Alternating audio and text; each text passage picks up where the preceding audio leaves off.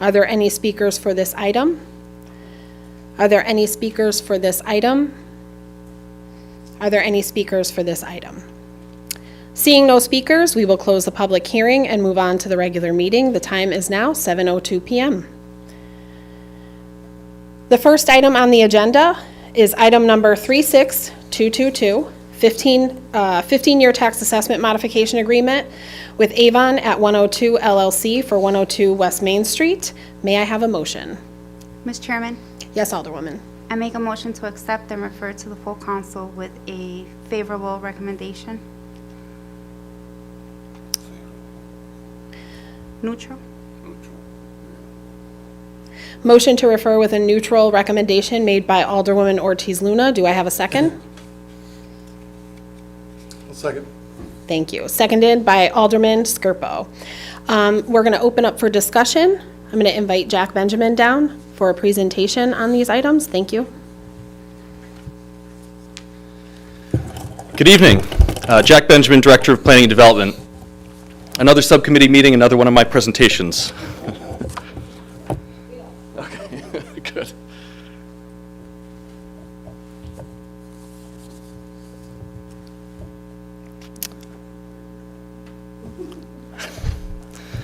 How could I not? Yeah. All right. So as we get started, just to give you some idea, I want to go through a few points first about what these enterprise zone tax modification deals are and what they are not. I think I can just do full screen on that, Jess, right? There we go. All right.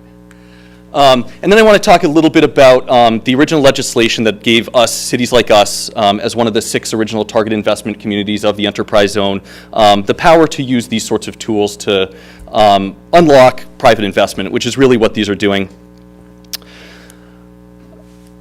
So first, what tax modification deals are. So they really are a tool to build new housing in a market that lacks proof of concept.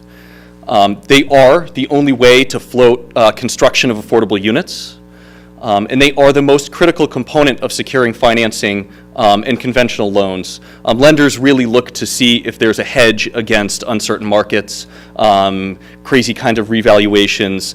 That's what they're looking for, is something like that, and that's what these tax modification deals help to do. A few things that tax mod deals are not. So they are not a handout to developers. They are not a gift that will enrich developers. These guys, their margins do not change whether there's a tax deal on the table or not. A tax deal simply makes the project possible. They're not a ticket for developers to sell an asset and skip town. I can attest that both of these gentlemen and their firms are intent on locating in the city and holding these as part of their portfolio for a long term, and I'm sure they will attest to that tonight. And they're not a burden on the taxpayers. So studies have shown that these enterprise zone deals throughout Connecticut, if anything, have spurred more growth and broadened the tax base. So a little bit of just development project financing 101, just so you have an understanding about how these deals get done and these projects get done. So number one, the first thing you do is the developer produces a construction budget, what it's going to take to build this project, build these housing units. And part of that is developing and building a pro forma. And a pro forma really is a tool for, one, the developer to gauge the viability of a project, and two, so that lenders that are potentially going to engage and finance the project can analyze the risk. In order to secure financing, the pro forma has to show a lot of things, a lot of positive components. You have to show you have positive cash flow and net income. You have to show a positive return on investment, and not just positive, but ideally 5% or greater for the duration of the term of that loan. Your capitalization rate should be 7% or greater in a lot of cases. And the most critical component that the tax deal can really control for is something called debt service coverage ratio. And debt service coverage ratio is really what a lender looks at to see if your pro forma shows the ability for you to pay back that loan in the long run. Just like you would do if you were taking out a mortgage, they're going to look at your income, they're going to look at your assets, and they're going to determine your risk profile and determine if this is a project that they can fund in good conscience. And DSCR really has to approach or exceed a 1.2 to 1.0 ratio. That means the net revenue of this project is bringing in more than 120% of what's going out the door every year. Okay. So a little bit about the enterprise zone and the tax benefits that we are afforded by being one of the original 6 target investment communities. So this legislation was passed in 1982. It was a time when industry was leaving the state in full force. We're still seeing the impacts of this to this day. Both buildings that these gentlemen are rehabbing and redeveloping are examples of what happens when industry left town in the late 20th century. 189 Chestnut, the Plimpton and Hills building, was originally manufacturing, and then its use sort of decreased. It was then storage, right, for the plumbing supply company, and its actual the capacity of use of that building decreased over time as industry started to hollow out in the city. And 102 West Main was originally Mid-Con Bank. It was an employment center downtown. It was a financial center. And it too shrank and shrank its use until it was vacated in anticipation of sale. Its last use was a retail store, a wireless connection, which used about 15% of the total square footage of the building. A little bit more in the enterprise zone.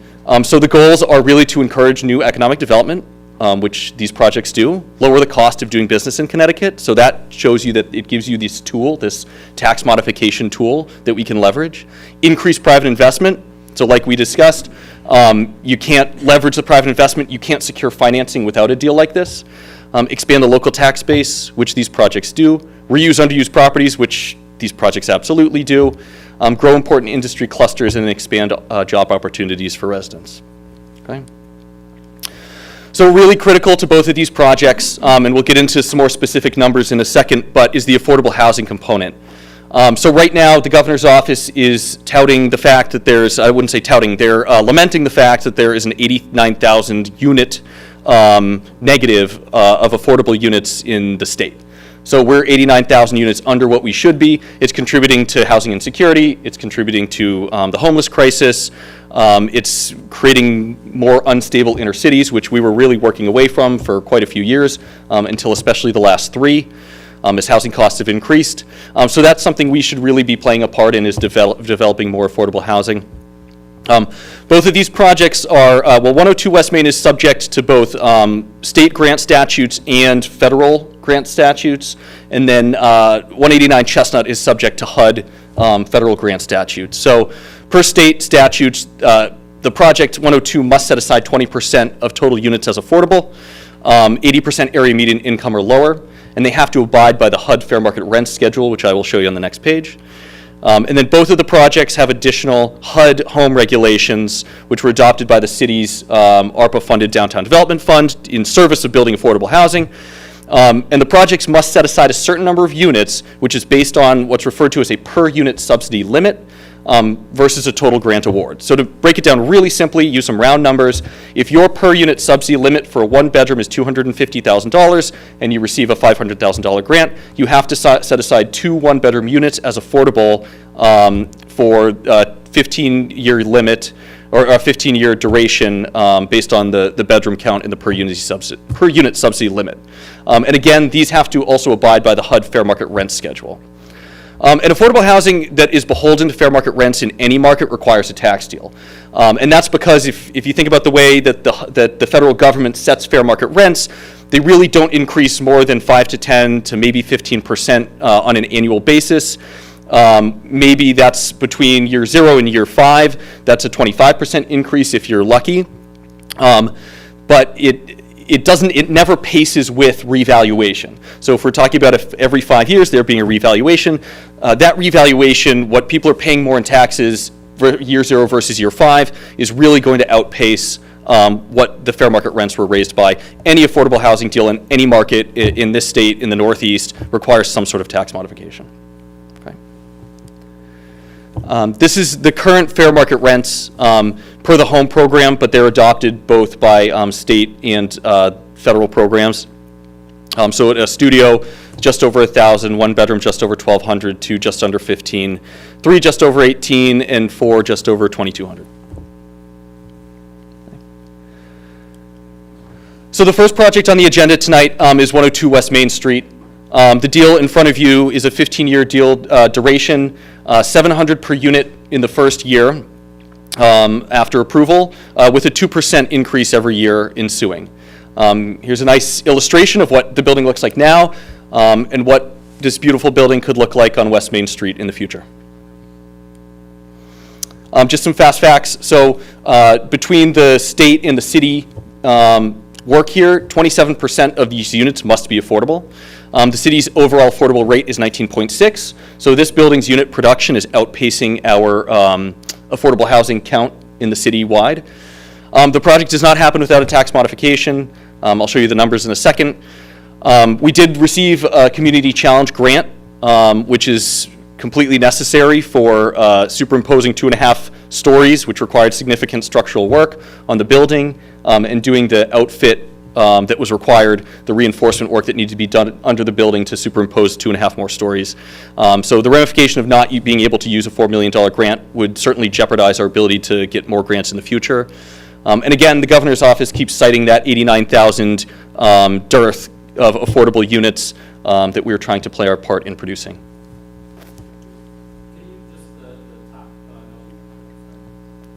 27% affordable units, city's overall affordable rate is 19.6%. Are you saying in the city, only 19.6 of our housing is affordable? Yeah, so 19.6% of all the housing units in the entire city are affordable. That's between any sort of deed restriction or just rents meeting the fair market rent numbers.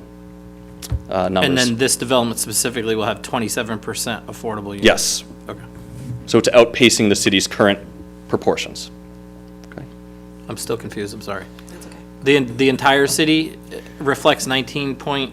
19.6. Or that's the normal value for a property that has No, multi-units? no, the city of New Britain's, if you look at the count of every single unit, housing unit in the city of New Britain that's currently on the market or occupied, it doesn't apply to vacant properties, and you take the proportion that either are deed restricted and must be affordable, or are heavily subsidized, or are under the fair market rent value, that's 19.6%. And that's that's the last DOH study that was done after 2020, sometime within the last 3 years. Okay? Thank you. All right, so I'm sorry for the fine print, but there's no other way to put these numbers up for you. This is a pro forma. This is a pretty typical pro forma. It's fairly two-dimensional. It has your all the details on the project financing in the upper left. It has the rent schedule to the right of that. It shows you revenue underneath that, where you see year 2 begin all the way through 15, based on the bedroom counts and the rents likely to be charged. There are a couple of things factored in the meantime, which is you're always probably going to have a 5% sort of turnover vacancy rate, which is a standard factor in this. And then below you have itemized expenses, including taxes as the top line.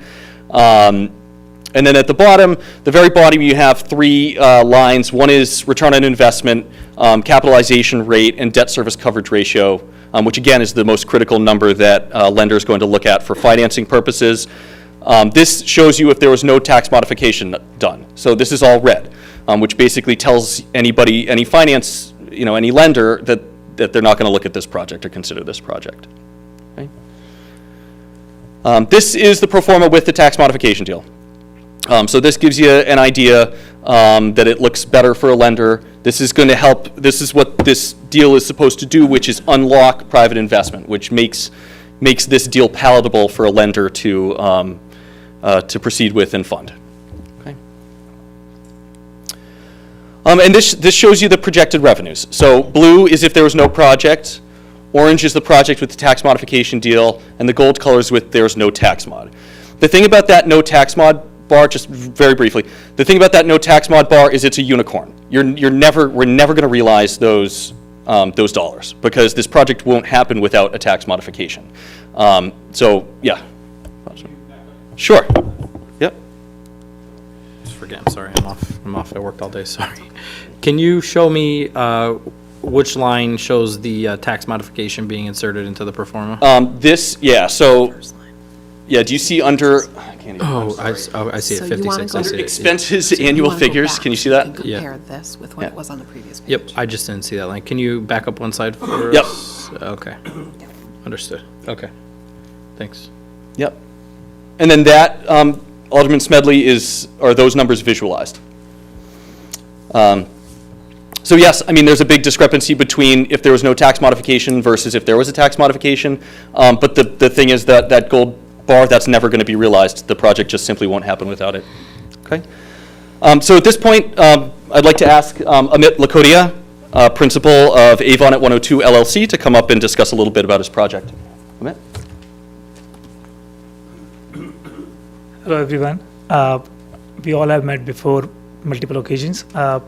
So this deal, as Jack said, that we need tax, and one of the criteria, like when we even applied for the state grant, we have applied with the numbers with the tax mod deal in that. They want to also see how the project will, we have to provide 10-year pro forma for the state grant and for my lender.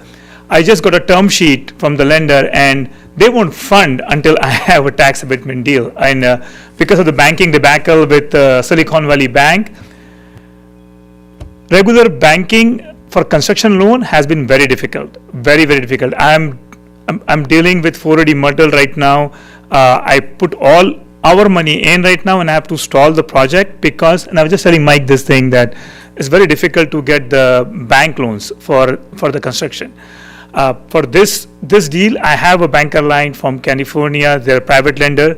The interest rate is 13%. And the only reason I'm able to do the project at that high interest also will be with the tax deal, and to do it very fast then will be usually take a long time. But we already put some money in to get the structural demo done there. So we are looking to move forward to save money on the interest rate, because interest rate after stabilization of the property also. Last year it was 4%, 5%. This year we are lucky if we are getting 7.5 or 8%, and Feds keep raising every 6 months because of the inflation. The only thing they are doing is they are raising the interest rate. We were hoping they will get it down, but they are not doing that. And lastly, for my projects, this is not the only project I'm doing here. I'm doing, as you know, like 4 more construction projects, which gives me, I'm heavily invested in town with my 4 big ticket projects. Then I have 3 more other buildings which I run and maintain in the town. One is 44 Main Street, Washington Street, Whiting Street. So it's just not I'm looking for tax deal for all my properties or everything. I'm running business.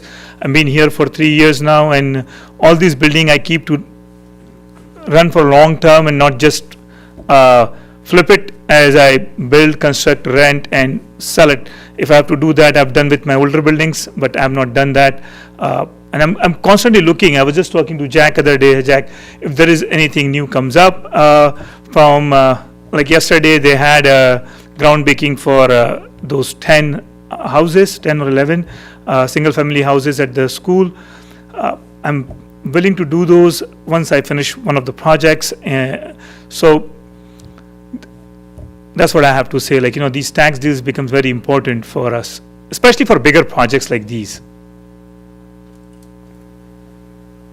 Any other discussion? So I have some questions. Yeah. What is the status or the progress on all of your other projects? So 27 Main Street, which is 24 apartments I'm doing on where the pawn shop is. First floor is the 6 retail stores. That is done. I have finished everything there. The apartments are ready from inside. Now, with supply chain, the electrical gears and meters are on wait line for 1 year, 52 to 65 weeks. And I have placed the order earlier this year, but I don't know when I will get that. And then we need like an easement. I'm just giving you little details, what we face into, So we need an easement from Tomaso's parking lot to get a new transformer, because Eversource is not letting put the meters or meter banks inside the buildings as they used to do before. For any new construction, they want it to put an outside, and they need a new transformer for the building. So Hunter, Jack, and I in touch with Eversource and Tomaso. I had a meeting yesterday with Albert at Jack's office to finalize the easement structure, what they are looking. Once the easement is done and I have a transformer, even if the meter banks are delayed, I have a big gear which can support the whole building, so I can start renting as soon as the transformer is there. We have a big gear in the basement sitting, which we bought secondhand from somebody, which can support the whole building. So that unit is done. 480 Myrtle, we are done with. Can I want to Yeah, go ahead, clarify go ahead. something. So what is the timeline on when people will be able to get into that building? And are those fair market rate rents, or are those affordable housing? Those are rents? fair market. I don't have any restrictions on those. Those will be fair market rent. If everything goes fine by November, I think by December I should be able to rent those. Of units. this year? This year, yeah. It's because the product is done, that's what I was telling Tommaso yesterday, that, I have put all the money in, and that's our own money. It's not like we have taken a grant or something from the town or state. It's just, and it's not even bank loan, it's our investors' equity, which is invested in that project for now. Understood. Then I have a 539 R Street project, which is a 10-unit apartment, and then it's a bail bond on the first floor, the corner unit when you go to the R Street. We are doing really nice upscale 10 apartments there. Our plans have been approved. It's a very small project, and I just wanted to try the historic tax credit, how it works for the experience purpose, and to have that in my portfolio, that I did that. So we applied for historic tax credit, state and federal, and our Part 2 application got approved a couple of months back, and now our mechanical engineer and they came with some suggestions. So we have to just accommodate those suggestions with our mechanical engineer and architect, and we'll submit the town with those drawings and get approval and start working on that. And that's a very small project. It will be done in 6 months. What was that address? 539 R Street. The bail bond is there, the Botanica is there, that building. So what is the timeline on completion for that project approximately? I think by June it should be done. 2024? 24, yes.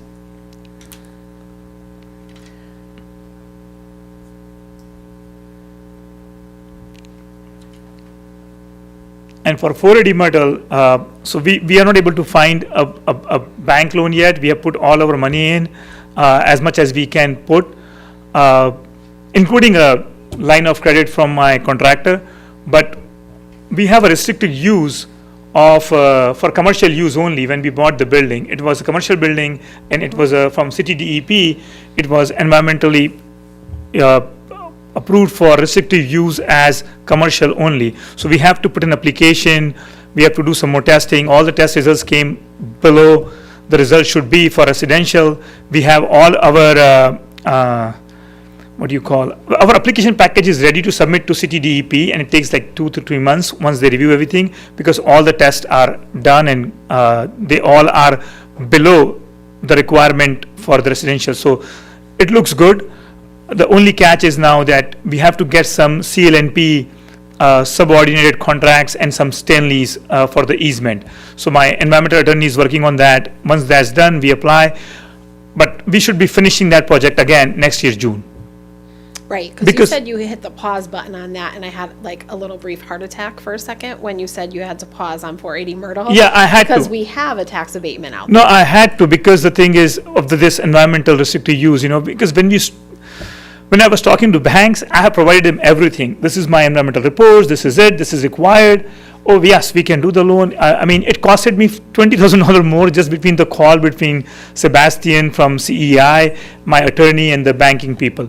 They all agreed now that this is going to get done, because how the environmental works here is, it's the LEP engineers, they self-certify it. So Sebastian is pretty confident that he can certify it, and my attorney is confident that this will get done. Only thing is, we need now, the last piece is that we need these agreements from CLNP and Stanley. So today I reach out to Mayor's office with Justin. He's going to help me connect with Stanley to get those contracts. We have a call tomorrow with our attorney, Justin, and myself, to get somebody from Stanley to respond. They don't respond. So my attorney has been trying for a month, but now she said if you can find somebody who can help us, so we'll see tomorrow. But that will be also done by June, because we have done framing, we have done roofing, we have done fire protection, we have done plumbing is done. So basically now sending 2 teams from electrical, HVAC, mechanical teams and getting it done. When do you restart the project? I think, so we are looking at November right now to restart it. We just paused the last month. I mean, September 30th was last date. It's not paused for a long time. It is paused for like 1 month or 1.5 months, that's it. And that's for the financing that you That need? for the financing issue, yes. Completion, possibly June 2024. Okay. And we are now full force on 102.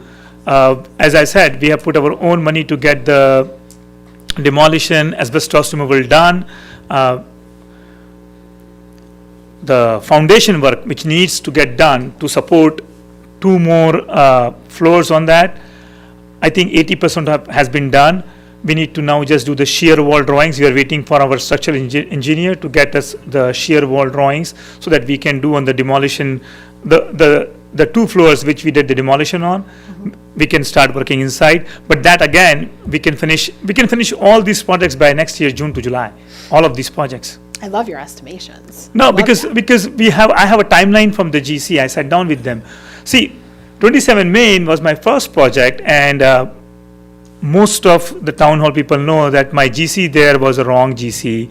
He was just somebody who was a home improvement guy, and I thought he has a legitimate firm, and I became GC. So it took me understanding of how things work. And it was a good learning experience for me. I learned from that and applying all my knowledge here. So we are 1 step ahead for ordering electrical gears and meters. We're 1 step ahead for that, for other projects, so that we don't end up in the same spot as we are right now.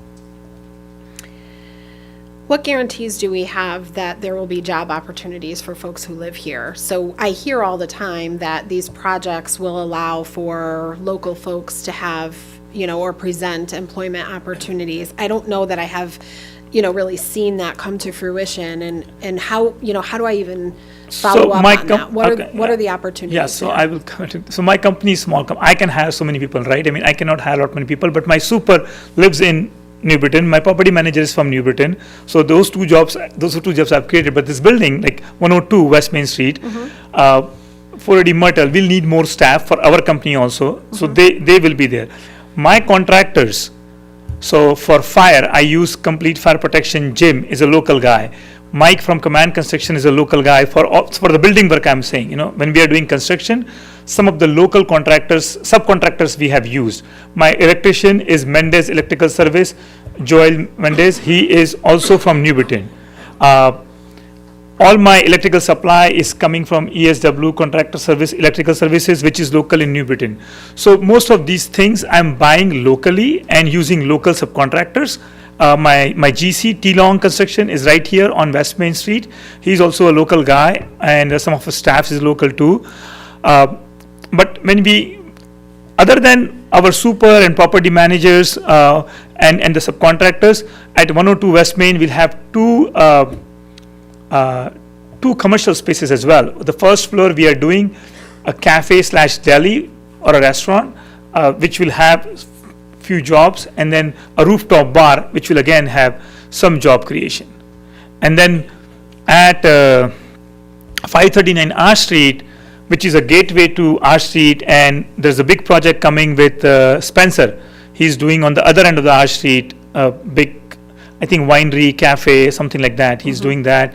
And my building is the first project this side of which is like the first building on this side, which will complement to Dan's building, which he just did with the Speakeasy Bar. So here we are trying to move the botanical store to a location which could be on one of my other buildings and make a nice. We have in our plans to run the line for the HUD, so we can create one more nice restaurant there to improve the feel of the downtown and get in the sync of the downtown, which we are imagining and envisioning for the next 5 years.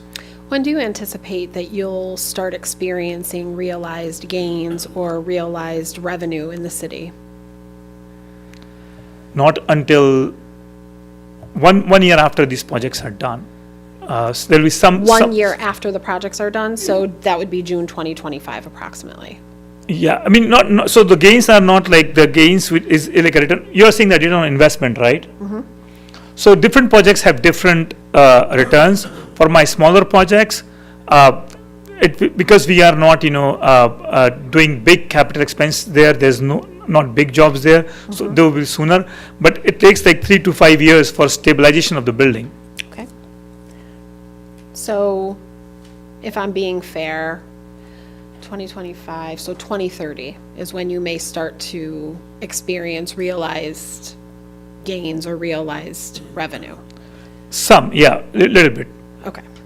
which will be minimum. I think I have on the projection how it looks on the. I'm sorry, I only got to see it for like 2 seconds. Okay, no, so there's And I everything. didn't have the No, no, I'm sorry, the I'm sorry. presentation No, there is before. everything there, so that's why. And then these tax deals, what they help us is in the longer term to catch up with the things, the expenses go up, so the rents go up. So slowly, that's why, we are saying that 2% increase, and once the reval comes, so that time will be like fully stabilized, So I have a concern about that, and I don't know if you can help me or Jack Benjamin can help me, but we're saying that there's a number of units that are going to be affordable. Yes. Does that go away? So you're getting this grant money, you're required to maintain the affordable units. What is the timeline on that? Because, we definitely need affordable units in New Britain. I think we're all painfully aware of that. My concern is that after a certain period of time, that goes away. And I would like to understand what that guarantee is and what that commitment is to this community, because that is something that we do need. We hear a lot about gentrification. We get a lot of feedback from folks about, being able to accommodate you, and we certainly want to, but I need guarantees too. And all of those costs that you're talking about, we're experiencing them. The city's experiencing them. We're absorbing costs too. I empathize with what your costs are because we live it real time as well in the businesses that we do here. So I fully understand the cost relationship to the work that you're doing. But there's a real demand for affordable housing, and I just need to understand better what the commitment to that is. I think it's 20 years for the state, right? The 16 from the 16 units from the state are 30. 30. And then the Yeah, that's what I the 6 extra to total 22 are 20. And then, And those are all deed restricted, so I'm sorry. So that goes on the land records. So 16 is 30 years, and I'm years. sorry, what was the other? And 6 are 20 years. So it's a long term, it's not small term. And then other thing also, like I was just recently invited by the Housing Authority Deputy Brandon McGee from Hartford for a seminar with, they were talking about housing shortage, whatnot. So it's just, so I know there is a housing shortage for affordable housing.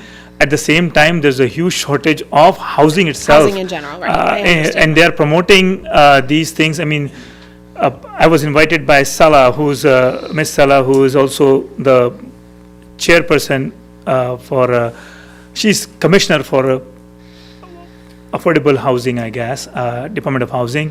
So I had one-to-one with her and Brandon McGee, and they are very appreciative of the projects we are doing here, and they want us to explore more in other cities too. They were asking me, do you want to do projects here? There's a need here, but there is an overall housing shortage, and Hartford is very supportive of the development in the housing.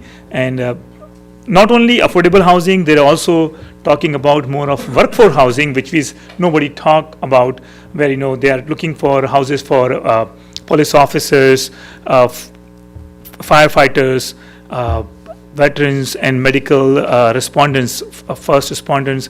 So they're looking for workforce housing for those, and they are trying to. They know that in any builders financially, for any builder to just do affordable housing in this current market is not affordable for them. Mm-hmm. So they're coming with a gap where they can have a little bit more rent than the affordable and less than the market to create a workforce housing. So, and I have proposed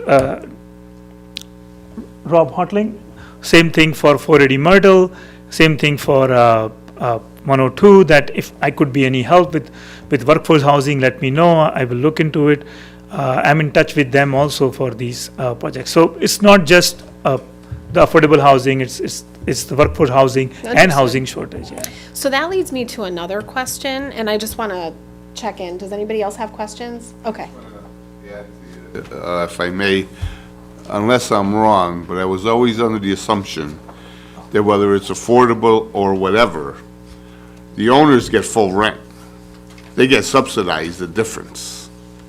They don't? They used to.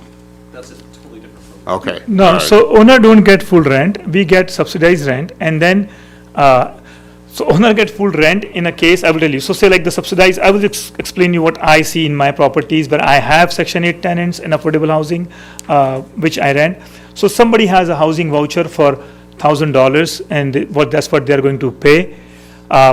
If their income does not qualify, the state program or whatever program they belong to, they will pay the full rent. That's what you mean, yes. They will pay the $1,000 rent, not the Well, if market you rent. charge, okay, say you charge $1,500 for that rent. Yeah, They get the subsidy, they only pay $1,000.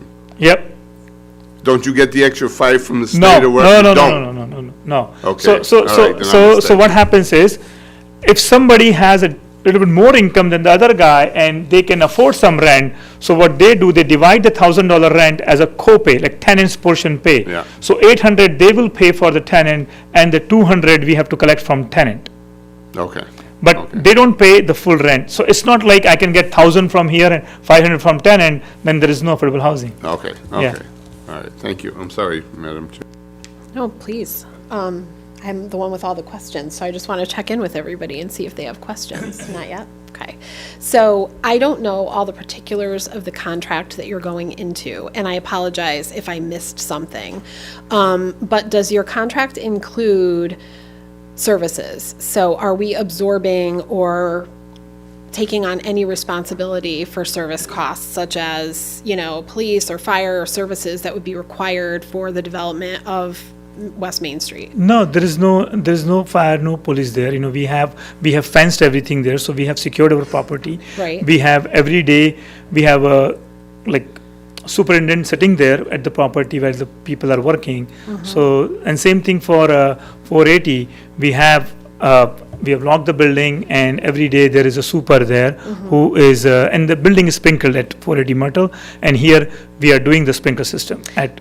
So let me put this a different way. If you do require services, I appreciate that you're so far not using services, but Yeah. if you do require them, Yeah. are you paying for them or are we paying for No, them? I will pay for those You'll if I pay for require. the Yeah, services. yeah, whenever Okay. there's things. And then another question, because this has been a real concern with contracts that the city's gone into in the past, is I know you want to be here a really long time, but some things might change and you might have an opportunity to sell that building.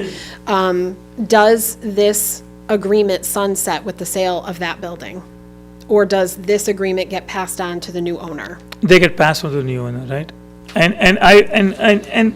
you are right. I mean, things can change, but I with some other folks from New Britain who are doing development, we are liking it here. We want to see in 5 years with Strand, with the Liberty, with the New Brit, with 102 on West Main, all these new projects. In fact, I have suggested one time to Jack, and I spoke with Amner, Dan, everybody, that with Chris also, we should get all the downtown building owners together and to see what can be done to totally change the downtown. The building owners, if they are not able to do it, they should offer other developers, because as Mayor says, block by block, so we can do piece by piece buildings, 4 or 5 buildings, will look nice, and then we can have other people, either we can motivate them or help them with our expertise, what we are doing, so it looks in sync, and we can have a vibrant downtown in 5 years period. So your vision is very inspiring, and I'm sure Jack is very excited to hear about those ideas for urban development, because we talk about it all the time, and we would love to see that. Here are my concerns. Yes. If you anticipate being here long-term, I don't understand why you have to have a clause in the contract to sell off the tax agreement to the next buyer anyway. It just seems a moot point if you really don't plan on leaving or don't plan on selling. So I'm not really sure why that has to exist, and I would request that that be something be removed. The other concern I have is, I understand that these arrangements and financing for this type of work is more attractive for financiers to go into a financial commitment with you if there is a tax abatement. Yeah. My challenge is, this council just approved a budget that increased taxes for every resident in this city. To knock yours down considerably over the next 15 years, when I couldn't give the Board of Education the amount of money that I had hoped we could give them, when we're challenged by, emergencies due to climate change, most recently, I need to be able to reconcile losing the amount of money that we would lose over the next 15 years for this particular development. And you're going to receive, as we just talked about, growth and realized revenue in 5 years.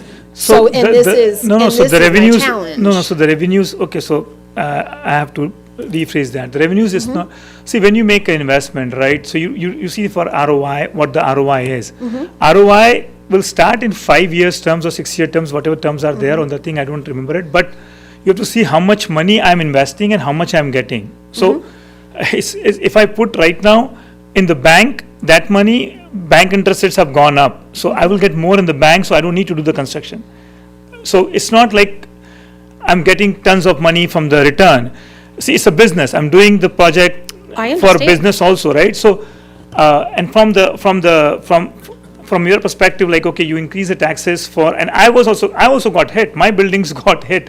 I was crying in front of JAG one day, like, this is, and my rents have not gone up. At 44 Main Street, I'm getting $600 for a studio. My taxes there have doubled. Double. And when I go to ask for more rent, the tenants say, what is there here? We will move. We will go to some place else if we have to pay this kind of rent. So it's very difficult in older buildings to retain tenants and get hit with these taxes. So I was also hit. So my returns also decreased, but then, this is a business, you have to do it. But here, we are putting a lot of money. You're putting a lot of money. I'm personally signing guarantees for $12 million loan, and which is a high interest loan. So these are challenging things to do. To raise 2 more floors on the existing structure, it's challenging. Oh, I understand. So, yeah. Did you have a question? I did. Sorry. Thank you. Through you, probably to Mr. Benjamin, what is the current rate of collection of taxes on the property before this project? I'm going to have to zoom in on this. Oh, I didn't realize Mr. Koenig was here. I'm sorry, Mr. Koenig, I didn't realize, sorry, I didn't see you. Mr. Koenig, do you have the number readily available? Okay. Thank you.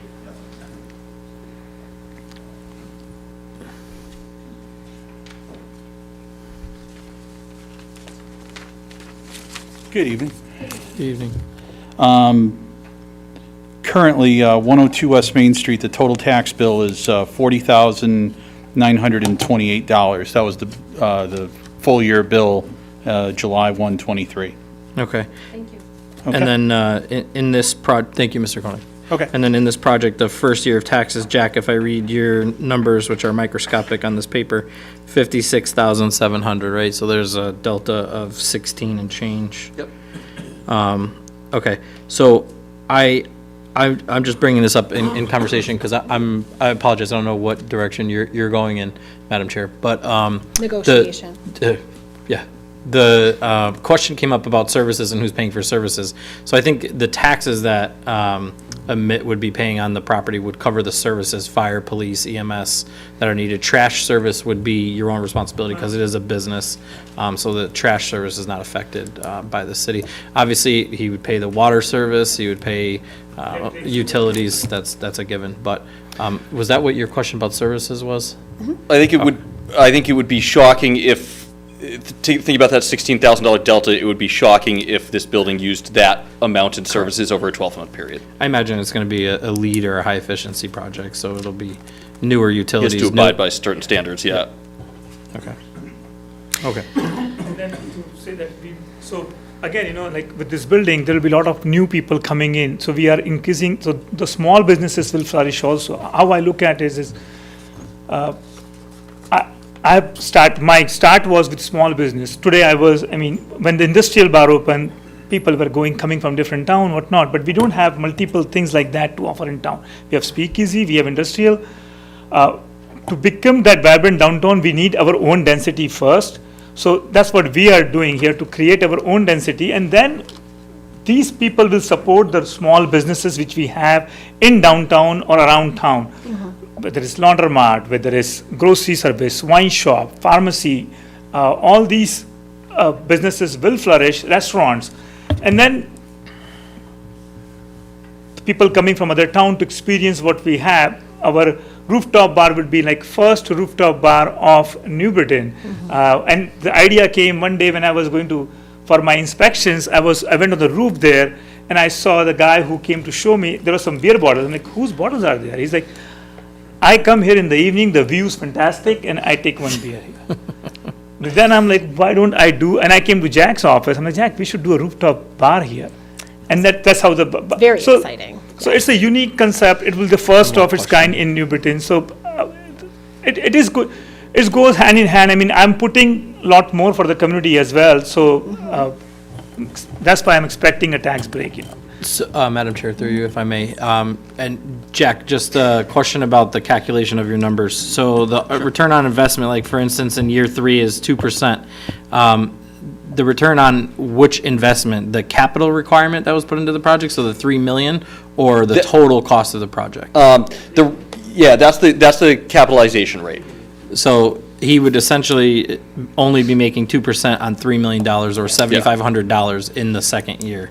Yeah, or that's third accurate. year. Yep. And then 2% up until 5th year, will he'll make 5%, so probably just over 10 grand in the year profit. So Yeah, margins are very tight. I want an understanding about the numbers. The numbers look big, but the return on investment after his loans is only on his capital, which was his cash up front. Yes. Yeah, the margins are really tight, and that's why we're talking about a 3, 5, 7-year time period to realize any sort of I just want to, signal. I want to throw, thank you, I want to throw out there that Amit's not going to be walking around like the Powerball winner in the 3rd or 4th year of the project, because he still has debt service. Well, and again, that return is going back to paying back. He has equity investors in the project who are expecting return as well. So his margins don't change. Yeah, so that's a good point, Jack. So when I come to town, I'm the face of my company, but there are people I am getting behind my back to invest in town. I could not invest the money in 480 Myrtle, 102 West Main, 27 Main, 530 Arch, all the buildings by myself. So I have certain people who see what I'm doing here, so there's a responsibility towards their money also, which is the returns. Right now, the returns are not that great, but in future we know that as the downtown gets developing, more building come up, our asset value will definitely go up. And that's what when the reval will come, as Zach was saying, it will be the value. You saw that how it happened in the current market. Yeah. So at that time, our buildings will have more appreciation. That's what we are looking for. We are not looking for right now cash on cash money from 2% or 3%. As I said, if I put 3 million in the bank right now with all my investors, we get 5%. So that's. So there was a point to those questions. I realize that these projects, again, look appealing with tax abatements. 15 years is a long time. It's a really long time. So, are we able to negotiate? So are we able to consider a 10-year tax abatement? 10-year for- Removing, selling the tax abatement when, 10 years, you probably won't sell the building, I hope not, but No, 10 year. removing that clause. Okay, Madam Chair, no, if I could just raise an issue, negotiations is typically, this is before this body, but the negotiation is done by the mayor's office. So how this do I is the get to deal a that's in place? front of you. Okay. And that's Okay. just the way it is. And so I just answer you one question, in which you will be satisfied with that. So I won't be selling before 10 years. I will tell you why. Because, these investments are opportunity zone investment also. So we cannot we don't plan to sell in 10 years.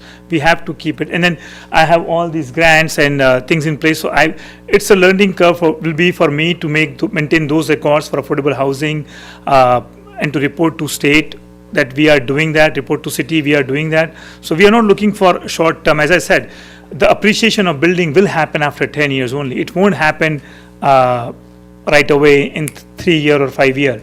It will be hardly anything. So the hard work I'm doing, it's very challenging project, very challenging project the architect I got here to do the building, you won't believe what he told me. He said, Amit, get down the building and do ground up. And I'm pretty sure I would have gotten a setback from the Historic Commission for that because they didn't want the building to be taken down. And the state also wanted to see the adaptive reuse of existing building. So when you try to work within a shell which is already there, things becomes challenging. We could have done maybe more units because we have a parking lot in the behind. We could have done creative ways, add more amenities there, which and the cost won't have changed that much with getting on the building and building ground up. But we know we would have getting pushback from state and the Historic Commission. So I can't do any negotiating with you. So I'm not comfortable with the terms of the contract as they are. I understand what you need. I appreciate you entertaining all of our questions tonight. We have a lot of really good information to take back and consider before council next week. I don't have any other questions. I don't know if anybody else does. Yes. I don't have any questions. With all due respect to my good friend over there, yeah, we know we can't negotiate, but there's nothing wrong with asking questions if anything is movable. Because we either vote it up or down, and if we're not happy, we vote it down. I have a problem with this on so many levels. I understand you need assistance. I get that whole, construction help. But my problem is similar to what the Madam Chair said. There's such a huge gap between what you're going to pay with this modification and what you would pay without the modification. You're going to start at 55 and end at 73,000 approximately, where full taxes is 100 and something thousand to start, 280,000 to start, and 374 would be full taxes. So that's my big problem, is we should get to that much closer to that full tax by the end of the 15 years. Rather be 10, but 15. So that's a huge gap. And I understand everything you said and what you're going through, but with all due respect, my job is to take care of the city. So We need the money. I can work with that numbers a little bit. I will try to work with Jack and see what we can do there. Okay, To close the okay, gap a little bit. all right. The other issue is, yes, you have a big nut to pay, I get that. But I just roughly, 79 units at $1,200, which is probably low, is like $95,000 a month. At 15, it's $118,000 a month if you have them all rented. Not sure, what your bills are, but that's not, chump change. And again, I don't want to be disrespectful, because that's not who I am, but, a lot of stuff that you are going through, whatever, that's unfortunately on you. Our job, again, is to take care of the city, to try to give a deal, they have you come in, but not at the expense of us and our taxpayers. Like the Madam Chair said, all our taxes went up. Mine went up $1,200. We have a lot of elderly in the city and a lot of fixed income that are really struggling now. So this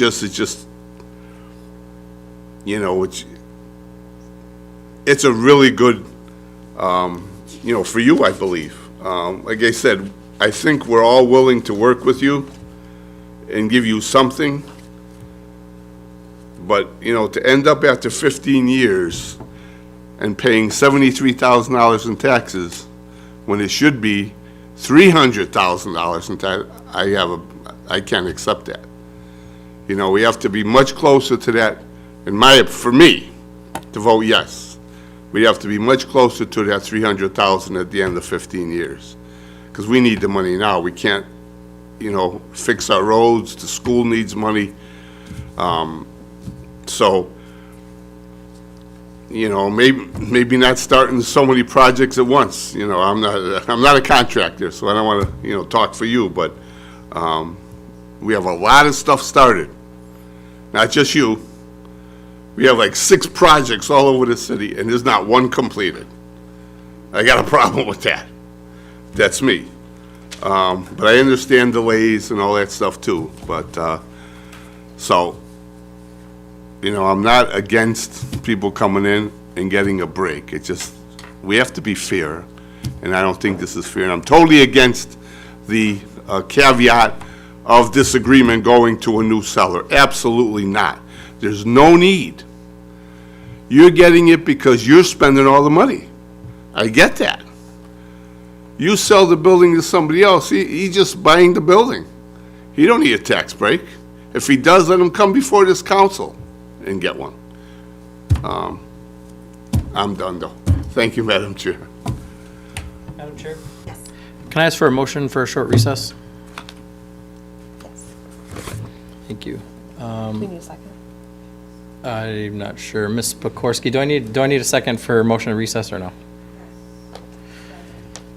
Seconded by Alder. Seconded by Alderwoman Sanchez. So, all in favor? Aye. Any opposed? Motion carries. We will recess for a short break. Thank you. Thank you.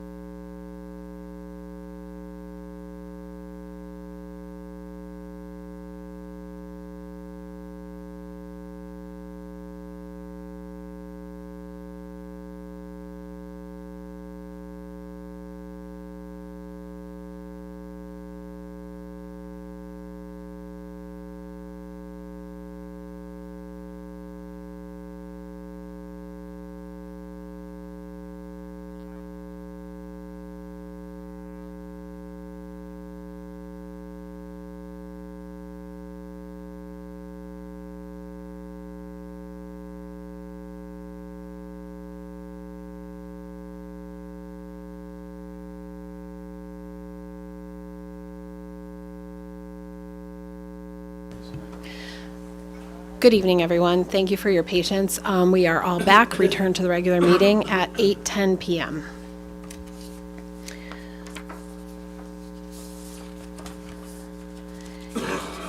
Sorry. Madam Chair? Yes.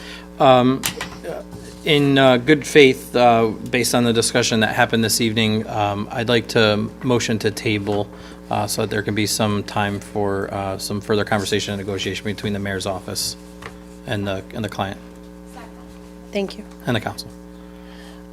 Motion to table made by Alderman Smedley, seconded by Alderwoman Ortiz Luna. All in favor? Aye. Any opposed? Motion carries. Thank you all. Okay, the second item on the agenda, thank you all for hanging in there with us tonight, is item number 36223, 13-year tax assessment modification agreement with the Alpha Acquisitions LLC for 189 Chestnut Street. May I have a motion? Madam Chair, Yes. I make a motion to accept and refer to the council with a favorable recommendation, item 36223. Thank you. Motion to refer with a favorable recommendation made by Alderman Smedley, seconded by Alderwoman Sanchez. Discussion? I wasn't, more of the same presentation? I have a few slides on 189 Chestnut. Okay. I'm sorry, Jessica. Thank you, sorry. No worries. I'm making Jess do all the work tonight, so I'll apologize to her.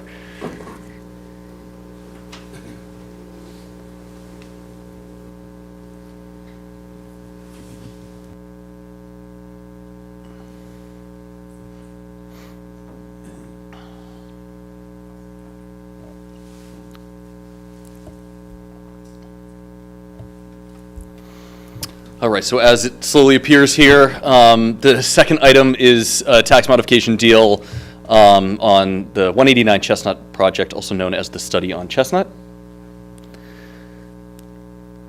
So some fast facts. This project will contain 4 affordable units.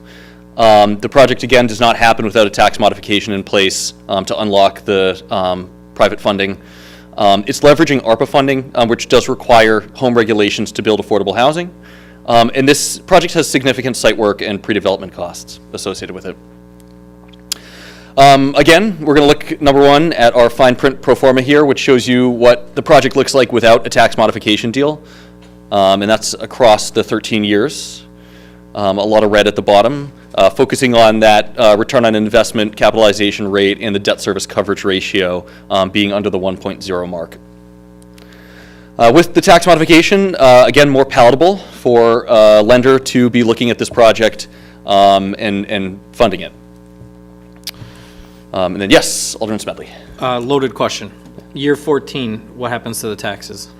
They get whatever the valuation of that building is times whatever the mill rate is. So if the building, So layman's terms, it returns to normal taxes. it returns no to normal modification, taxes. no So adjustment. which means it could balloon. I mean, it could triple, it could quadruple, it could be 5 times what that year 13 is. We don't know. And it's the same thing for the previous item, right? The same math situation. Yeah. After 15 years, it would return to normal taxes. When these deals finish, and I'll show you sort of the year over year in a second based on estimated potential revaluations, but yeah, it balloons. So it goes back to normal taxation based on mill rate and assessed value, simple, making it as easy as possible for the assessor's office.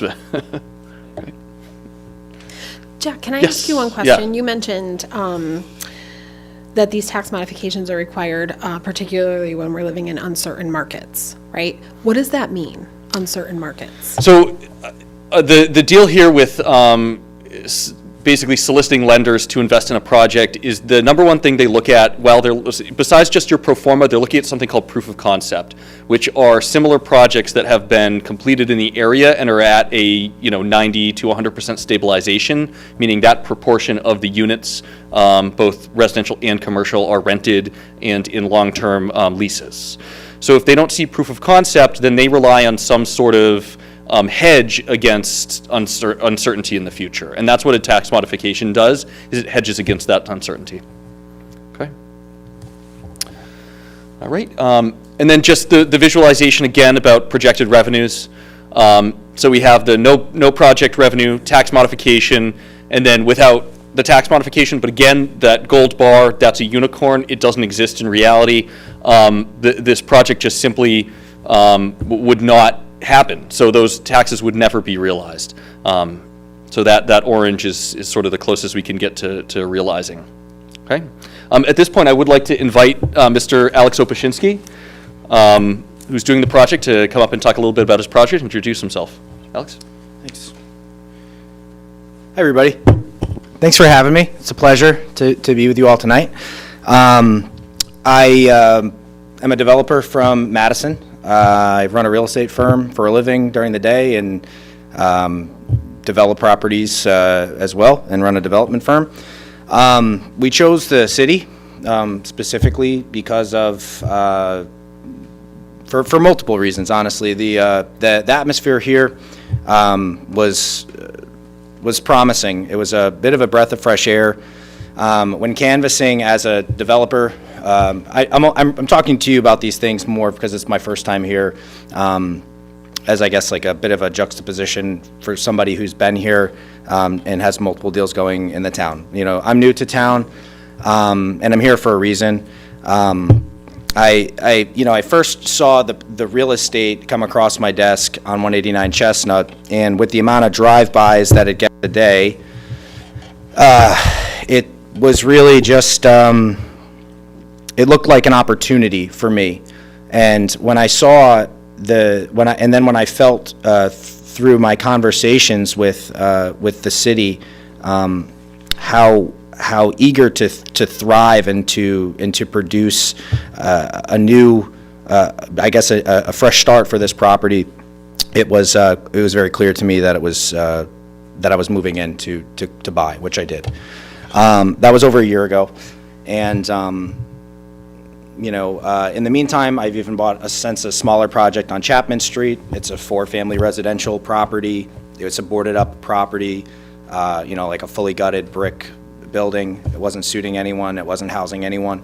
I bought that building, obviously because it made sense from a business perspective, but it also put me in town. It was, I guess, a catalyst for me to be able to start to develop relationships with city people, meet and greet the building department, and to just be present, because I previously wasn't. I'm not from town, and now I am.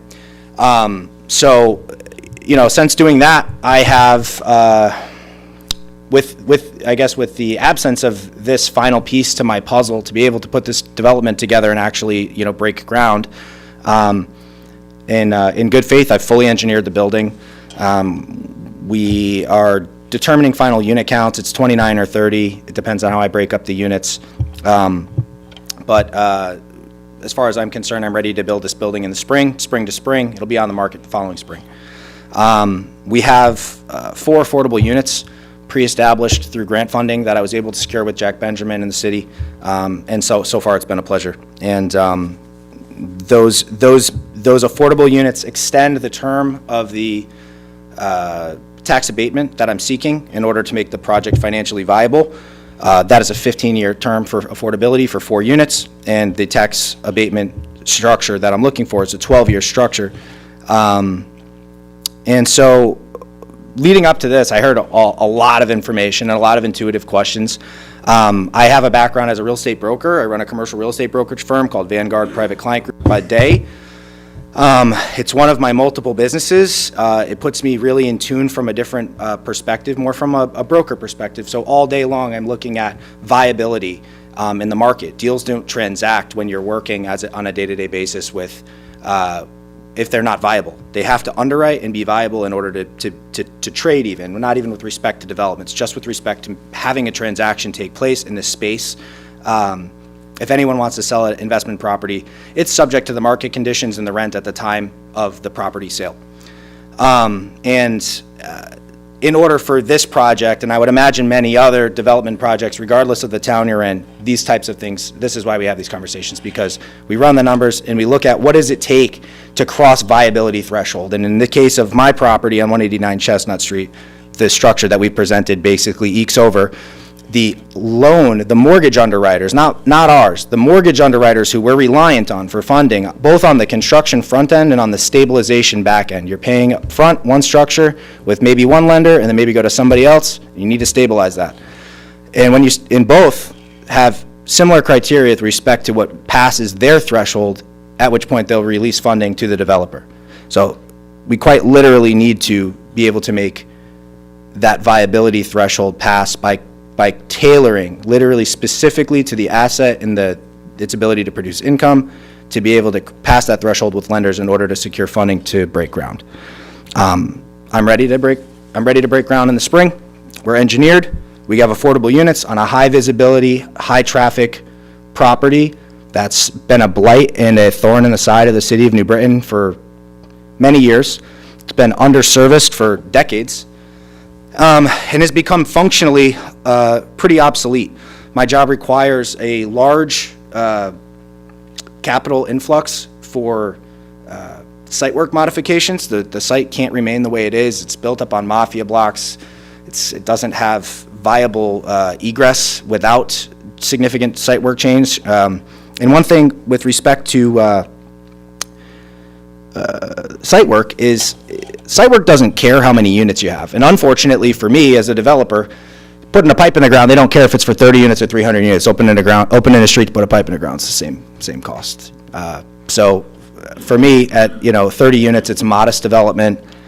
And unfortunately, with respect to some of the work that this job entails to make the site work, quite literally, the site work is a high percentage base allocation to anything that's typical. It's a multiple of what's typical for a site work allocation for even a new construction development. So that's one thing I wanted to hit on. What else? Madam Chair? Yes. Through you, Madam Chair. Yes. Talk to me about parking on the site. Where is the primary parking for So the we building? have established preliminary site plans. We're ready to present these plans with, we actually don't need variances. We actually can, as of right, build this building. So that's why the city hasn't seen anything formally presented about it. It's just been informals, but based on our engineering to date, we can fit parking for all of our tenants, like a 1-to-1. I think it's like a 9.9 to 1. So I got 20, I think I have 27 parking spots on site. Okay. What about, through you, Madam Chair, amenities in the building, anything? There's a small gym, there is an elevator, there is storage. That's it. Thank you. Sure. May I ask a question? Of course. I think we talked, like, around the time that you bought the building, and your business plan was to appeal to college students. Is that right? Or I'd like to be open to college students. I personally feel, and this is absolutely, not a jab in any way, I'd like to see the fast track more utilized. And as a transit-oriented development in a downtown development district, I want to see that be part of our marketing package. When this building goes public and we have our marketing team put out whatever we want, whatever the product is that we want the public to see, we want that to be part of it.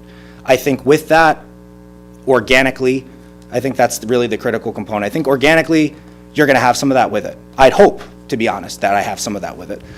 I think that's going to help with a lot of local businesses as well. Maybe the type of people that will be staying in my building because of that type of marketing that I'm going to be personally trying to target is going to increase patronage and hopefully foot traffic on the sidewalks, in which you're actively putting money into infrastructure all the way up to the corner adjacent to my building as of today. Hopefully that answers the question. It does, actually, thank you. I wanted clarification on your market Sure. focus. My other question is, so you're new to New Britain, but you're not new to development, is that right? No. I work as a development consultant and as like, I guess, a niche to my real estate sales company, my brokerage that I run. With respect to the construction end, I have new construction developments in New Haven, in downtown New Haven, and I've put together properties for property owners who, let's say they own something. Let's say the owner of Plimpton Hills came in contact with me, either I came in contact with him through my firm, or he reached out to us for consulting. We go in and we help them to determine what their highest and best use of their asset is, or in many cases, their liability. A lot of times, people with liabilities, they've been inherited or just decommissioned or whatever. And so I work in that respect as well. And that's put me into, multiple development discussions from an engineering through the political end of things with respect to grants, and tax abatements and, things like that. So that's, my experience comes from that side. Where else have you requested a tax abatement? New Haven, Shelton, that's it. In similar terms? Similar, need the details, similar I'm curious terms, about, but you know. similar terms, but it's really is a matter of, again, passing viability threshold. It's really about like, what does the asset call for? Like, what's our entry price cost basis? What's the cost of debt? And what is the cost of construction? And that market's rent revenue.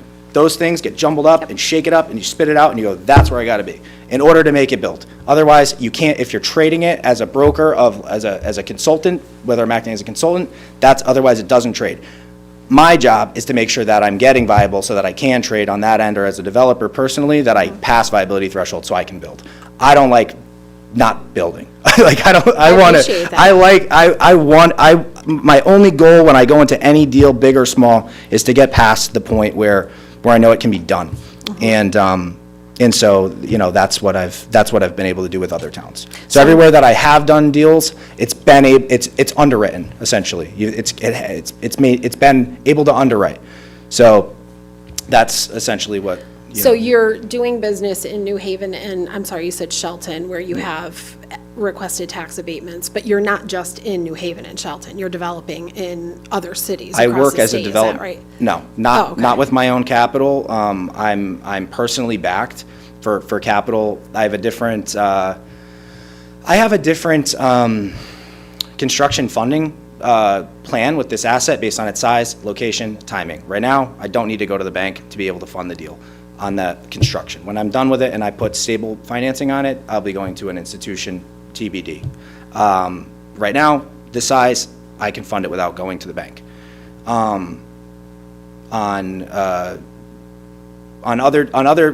For other examples that I've worked on, I haven't had any changes either. I've been able to use my own funding, my own resources to put together the deal.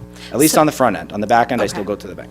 Okay, so the front end you're funding, the back end is where you're requesting the abatement? No. The financing? No. The front end funding, my underwriting to be able to build the building, my underwriting is no different than a bank. Just because I'm the bank in my case of my construction, I still need to get viable, because I need to be able, so this is, I guess, I don't know if it's proper to bring in something that was previously mentioned, but Sure, of course. if that's Go okay? ahead. Yeah, go ahead. So with respect to, I guess, like two things. Well, really just one thing. Transferability, that was brought up. It's critical. Transferability is it's critical the developer retain transferability, because the cost basis to do the deal and the cost of debt on the deal is like, it's linear. It's linear with respect to things like taxes that fluctuate. And when you can fix them, you can lend on them, or you can borrow against them. Without the ability to borrow against them, your projected valuations and you might get stuck not being able to sell it. You might literally not be able to sell it for what you're into it for. Day one, you could say, this works, but if I sell this, I can't sell it for what I'm into it for. You literally could put a developer underwater by not being able to transfer their tax abatement, for example, because of debt service. If it goes away when you sell and your debt service goes from 0.22, and Fannie Freddie will finance you on a 5-year term on a 30-year amortization, and when you pull it, because of your tax deal going to actual cost basis, you go to 0.95, you're underwater. You literally can't get out of your development. You're stuck owning it. What if you had other plans with your capital? What if you have partners that say, hey, we have a 5-year out plan, and whether you want to keep it yourself and replace our capital with Fannie Freddie debt or somebody else's money, fine, but we want our money back. That's on the back end. That's something that the developer goes to sleep with at night. But needing to have strategy down the road is critical, and that's one of the reasons why it's so important for the retention component of the deal, or the transferability component of the deal. Not necessarily that it's what is intended, because it's not intended personally for me. My intent, I'll give you just transparency, we're open talking. My intent with my deal is to put my deal together. It takes me 2 years to. We need, Madam Chair, through you, yes. can I ask Mr. Benjamin, can you come up to the podium real quick? I have a question for you. Certainly. Thank you so much. So, the project here is asking for a 13-year tax modification. Yeah. I think can you explain why it starts year 2 and not, is it because the construction year? Yeah, Okay. you're just not going to see any numbers that would line up next to the other Okay. numbers. It was just the easiest way to put that together. Okay. And again, same principles, same questions as I asked for the previous development. Mr. Koenig, what is the current tax collection on the property? 14 and change, I think.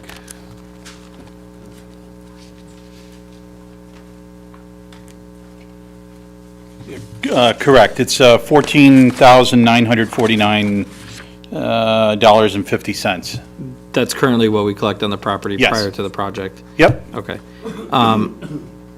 And without this tax modification, the owner's responsibility would not make it worth this deal. Essentially, it wouldn't be a viable option for him to invest in the city without a tax modification. That might be a question for Mr. Benjamin. Yeah, certainly, and just a quick sort of clarification too, as I understand it, whether it's self-financed and when he goes to potentially refinance with a lender, that lender's still looking at the tax deal, right? So the Correct. sort of entry point of different tranches of capital don't necessarily matter. Okay. It's just a different model. Okay. Okay. All right. Thank you, Madam Chair. any other questions? No?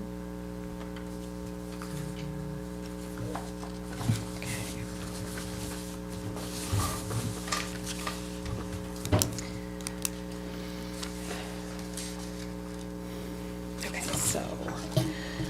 so seeing no further discussion, the motion is to refer with a favorable recommendation. All in favor, say aye. Aye. All opposed, say nay. For the record, Alderwoman Ortiz Luna opposed. Motion carries. Motion to adjourn. Motion to adjourn, Alderman Smedley.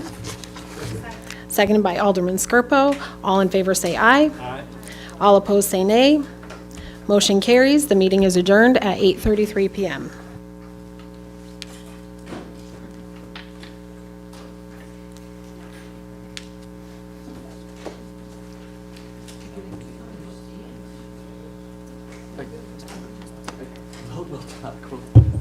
We'll talk. We'll figure it out. Yeah. Hey, how you doing, Alden? Have you met? This is Alex.